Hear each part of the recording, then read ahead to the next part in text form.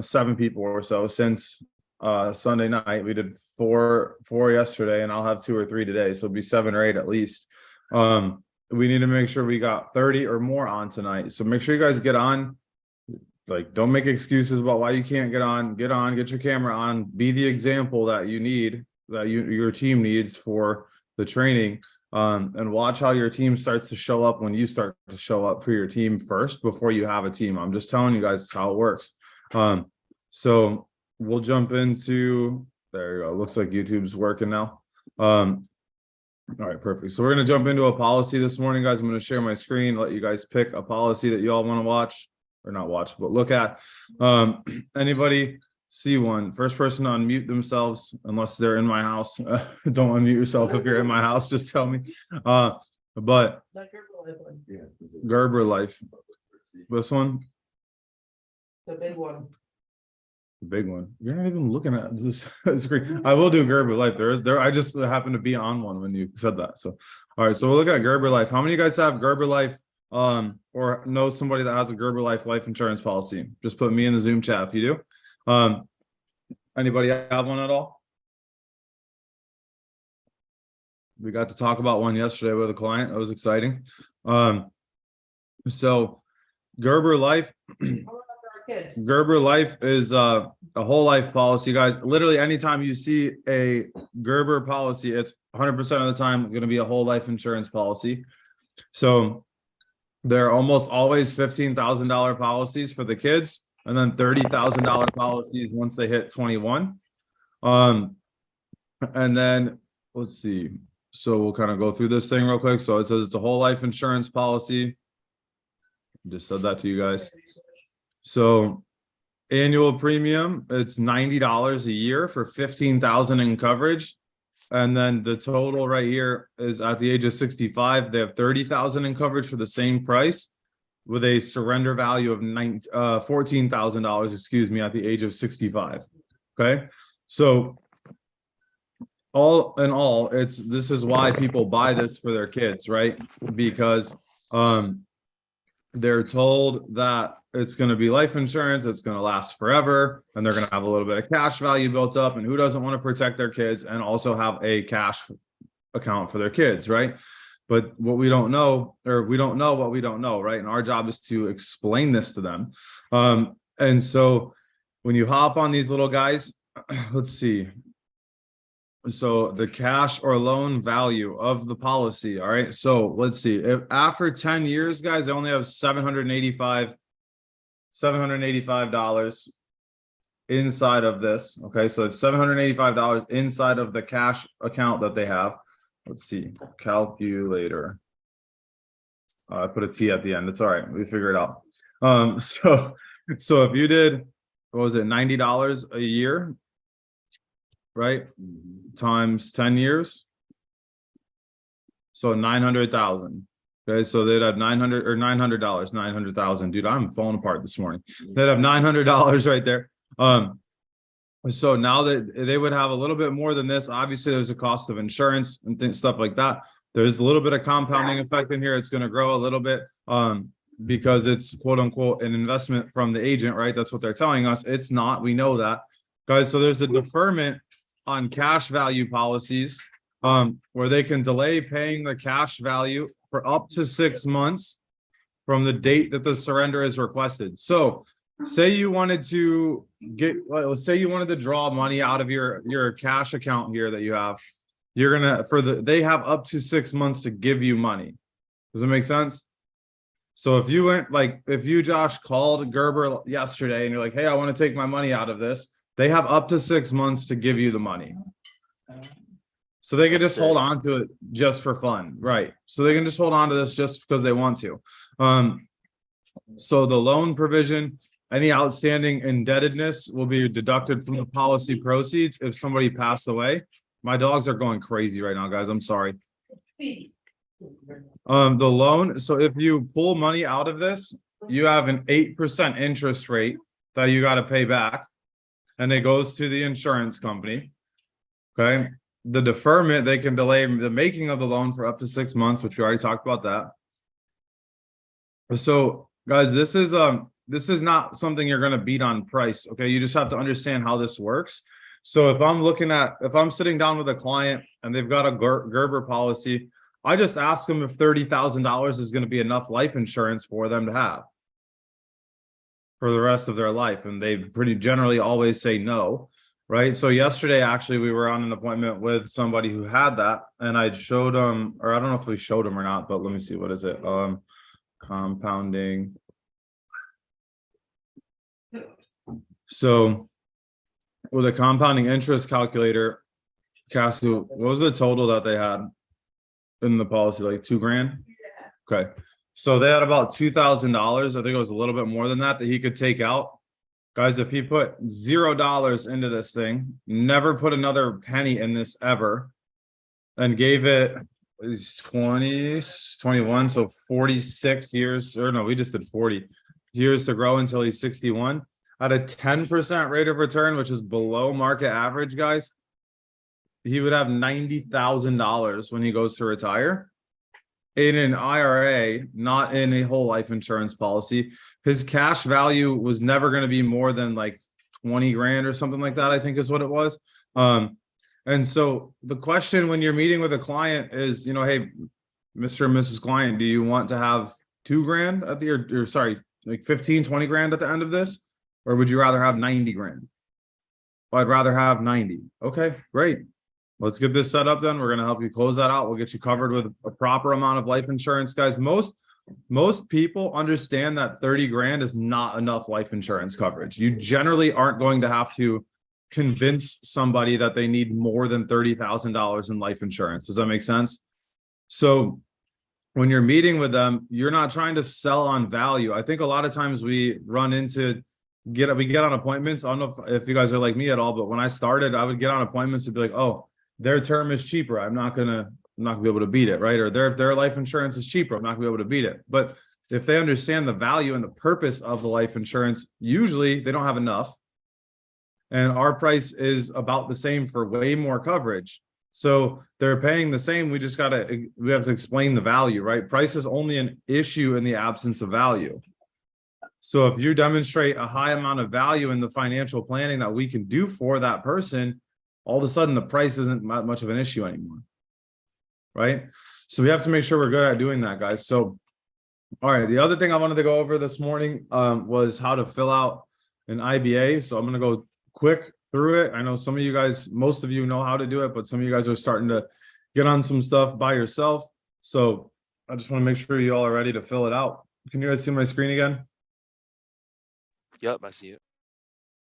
All right, so you guys are going to go to primericaonline.com.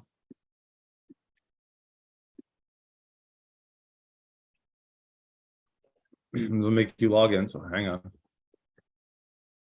Nobody log in on my account, steal my identity.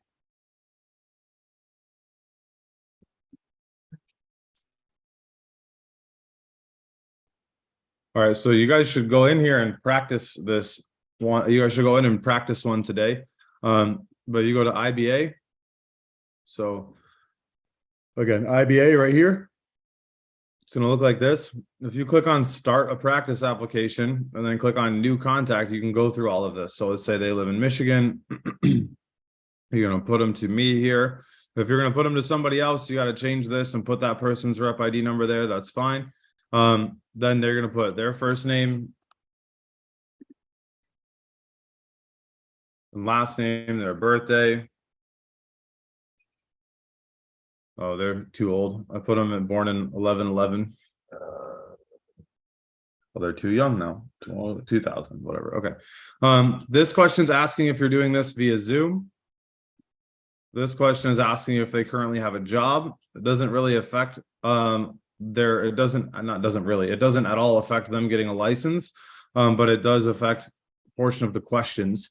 Did they ever work for Primerica or NBL, A.L. Williams, Milico, anything like that before? Generally, that's going to be a no. All right, and then this is, you should be talking to them about the opportunity. It's not a job, you know, they're working with Primerica. It's not a job. So make sure that they have this, make sure they have access to an email address. I go through all that when I meet with them. Then you're going to pull up personal info. You're gonna fill out their social. You do need to fill out their social. If they're like, the way I ask them though is, hey, what's your social? This is for the background check and so you can get paid. That's how I ask that question, just to eliminate, like, why do you need my social? Like, and when someone's like, well, I've never had to give my social to start a job. Well, I ask them if they ever got paid. And if they say yes, and I said, well, then you did, because you have to. If you're not in a good market, you're going to run into that question a lot. If you're in a good market, you're never going to run into that question. Okay. So that's a hint. If you're heading down a not great pathway, is if you start getting, like, red flags, or if you start getting a lot of, why do you need my social? Right. Well, because it's a job and there's a background check, right? That's why. So you can skip these two things. You can skip all of these. Then you fill out their address, email, and phone number. Make 1,000% sure you spell them both, or you spell the email right and you put the right numbers in, because they're going to get an email with a DocuSign. They have to be able to access their email and their phone number. And then you would hit back to checklist. You would hit save after that. Employment, basically they're asking if they work in financial services, banking, credit, real estate, legal services, government. No.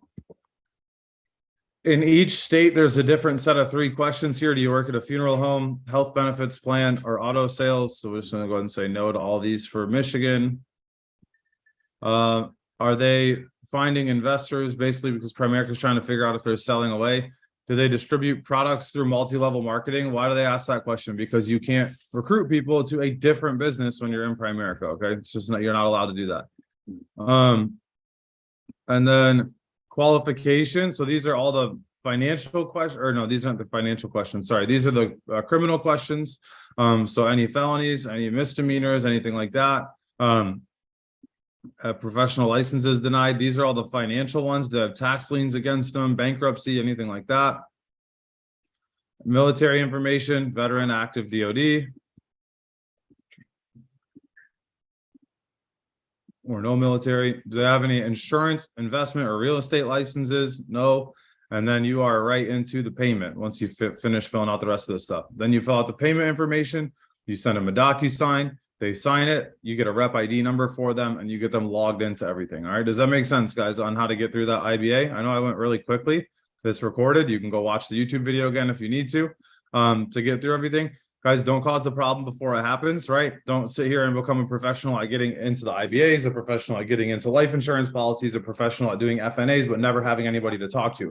You're going to learn how to do those things on appointments, okay? So make sure you guys spend way more time setting and getting on appointments than you do looking at how to go through all that stuff and do practice apps and stuff like that, okay? Because you could very easily occupy a lot of your time with non-income producing activities. Okay. Y'all came here to make money, not to just become a professional at the Primerica online app, correct? So make sure you set appointments and you will learn the app on those appointments. Fair? Cool.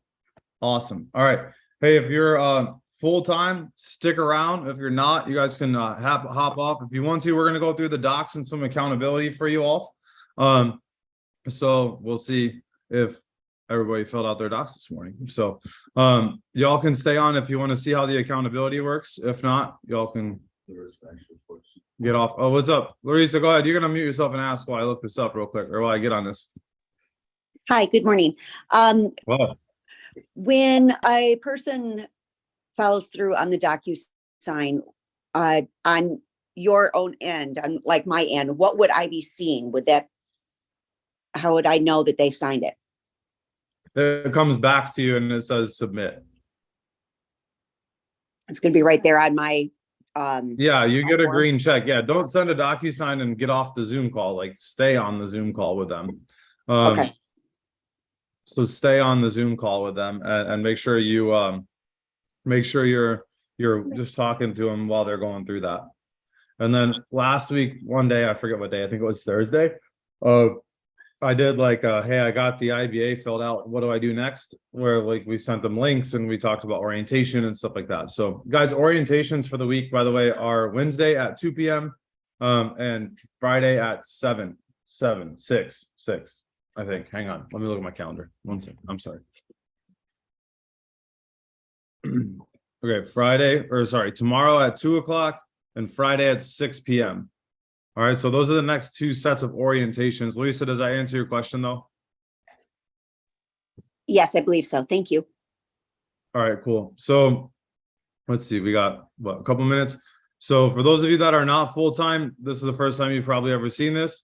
And it doesn't look like everybody's filled out. I don't think. Maybe they are. I don't think so. But so this is an activity tracker, right? So for those of you that aren't full-time, we're going to talk about this because you're all still on. I love that. I'm going to teach you the docs because this is how you don't get to hide, right? And you can't hide behind a lack of activity. It's out there for everybody to see. And there's no secret when you are or are not doing what you need to do. Okay. So I say that with love, right? And this, you can't be very sensitive and be on the docs, just to be honest with you, because I'm going to push you to get better and to do the things you need to do to get to where you said you want to go. Does that make sense, guys? If you tell me I want to make 10 grand a month, I'm going to push you to make 10 grand a month. If you're telling me you want to make 10 and I'm pushing you to do that and then you cry about it, I'm sorry. I'm not sorry if that makes any sense at all. Like, I'm doing what you said you wanted, right? So to get on these docs, guys, you need to be full-time or you need to be committed to a 90-day plan to get to be full-time. I will let you on this for now. If you're committed on that 90-day plan of 25% of your income and then 50 next month and so on, text me if you want to be on this and be held accountable. This is not something that you get to come on and then get off a week later because you're like, oh, I just don't know if I like it. No, that's just not how it works. Okay. This is for you being committed and for you doing the things that you said you're going to do. Because if I'm honest, the biggest issue that people have is that they just don't do what they say they're going to do. And that's why they're stuck where they're at, whatever job they're in currently. Okay. So that being said, if y'all want to get on these, text me. Morgan, I did get your text yesterday. Call me. We'll get you back on them today. Okay. That wasn't an attack on you, I promise. So just text me. We'll get you in there today. But guys, if you want to be on these, we track a lot of stuff, right? So, this is your networking day. So your BNI day, your Chamber of Commerce day. These are your monthly numbers. Clearly, I didn't fill mine out yet, right? So we all need to make sure we're doing this. We're all going to start doing this again today, correct? So we're going to fill out your team's monthly numbers is what you fill out right here. This is your goal for the month. This is how many licensed agents you have on your team. This is how many phone numbers you've gotten out and about in public talking to people. This is your personal recruits in the next 7 days that you have set on your calendar. These are your personal kitchen table appointments that you have. These are your networking meetings. So you're following up with somebody, you're meeting up, or not following up with them, excuse me, but you're meeting with them to show them what you're doing, or you're meeting with your team to help them learn how to get and set more appointments. Personal carrybacks is a follow-up. So, hey, I met with Sally last week, but she didn't close. We're meeting back up tomorrow. Great. That's a carryback. This is your team recruits. So everybody except for you, this is how many recruits that they have on your calendar. These are team kitchen tables. These are total appointments for the rolling 7 days. We need this number to be over 250. So we need to make sure we need more people to put more appointments on there, or we need more activity from the people on the docs, right? Probably both would be helpful.